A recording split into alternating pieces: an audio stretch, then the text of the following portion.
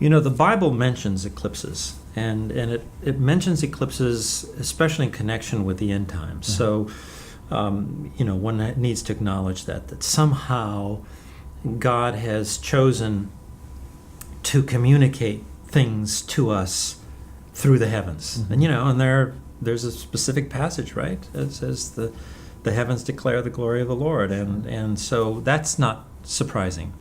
But there's one thing about a solar eclipse that I find especially interesting, that I think has enormous spiritual significance, and that's this. The moon happens to be just the right size and at just the right distance from us. So when it comes between us and the sun on occasion, it perfectly, not too big, not too small, blots out the face of the sun. This happens nowhere else in the solar system. On no other planet are there total solar eclipses. This is a phenomenon that is unique to planet Earth. That's even more significant. I mean, that's significant enough already. I mean, why should it just be perfect size, perfect distance for it to blot out the face of the sun, right? But it's even more significant, more miraculous, if you want to use that word, when you consider that the going theory right now is that the moon happened by accident. The theory is that early on in the Earth's history, about 4.5 billion years ago, when it was forming, right, an astronomical body came along, just kind of randomly came along, smashed into the Earth, and the result of that collision, that head-on collision, was it spit out this blob that became our moon.